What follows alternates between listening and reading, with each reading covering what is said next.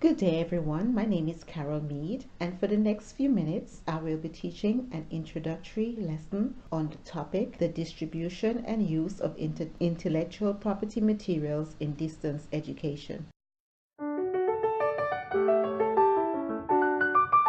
Let us look at the overview for the lesson. Smaldino, Lauter, Russell, and Mims 2015 said that copyright violations is a serious crime. It is quite necessary that educators and learners know what the law says about fair use.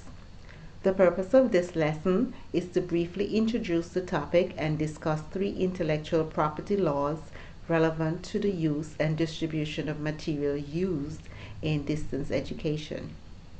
This lesson is for teachers, college professors, and college students who use and/or distribute IP materials. Objectives. At the end of this lesson, learners should be able to 1. Define 3 types of intellectual property, that is copyright, trademark, and patent. And 2. Discuss what is fair use and state some examples of materials that require copyright permission. There are 2 distinct forms of intellectual property law. 1. Literary and artistic works.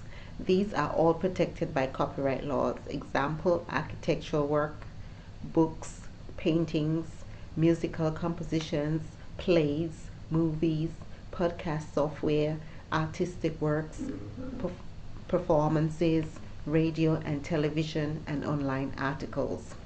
And 2.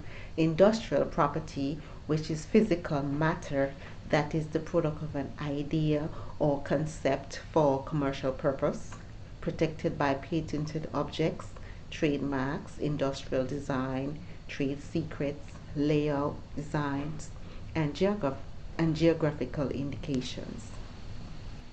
I will now look at the 3 main types of intellectual property laws. The first one is copyright.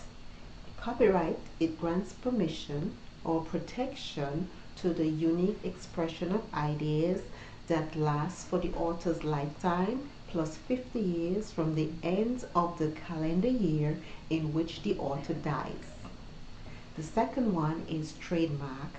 You can get a trademark for a symbol, a logo, a word, sound, color, design, or other device that is used to identify a business or a product. And the third one is patent, an invention where the inventor claims exclusive rights up to 20 years for new inventions.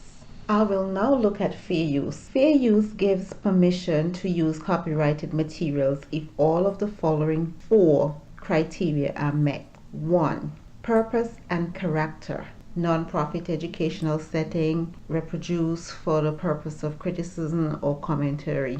2. The nature of the copyright work, example, most nonfiction work. 3. The amount and substantiality of the work. And 4. The effect on the market. The distance learning aspects of the copyright law was revised by Congress in 2002 to extend the fair use of the digital world and acknowledge that teaching boundaries have moved outside of the classroom. The Act gave instructors freedom to online materials as long as the following conditions are met. 1. The transmission of some parts of materials for an instructional activity is mediated by an instructor. 2. The transmission is directly related to material used to assist the teaching content. 3. Transmission is only limited to students who are officially enrolled in the course. 4. Instructors must make learners aware that materials are subject to copyright law. 5. The instructor must only hold the material for students to use until the duration of the course. And 6. The institution must put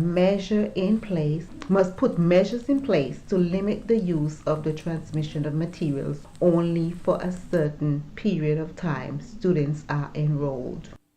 Thank you for listening to this brief introductory lesson on the distribution and use of IP materials in distance education. I hope you have learned something from this lesson. Now, please take the next 5 minutes to complete the 8 questions that are in tesmos.com. Go to the website and click on the evaluation tab, and then complete the 8 questions. And after that, take the next 2 minutes to complete the feedback. Your feedback is very important to me. Thank you.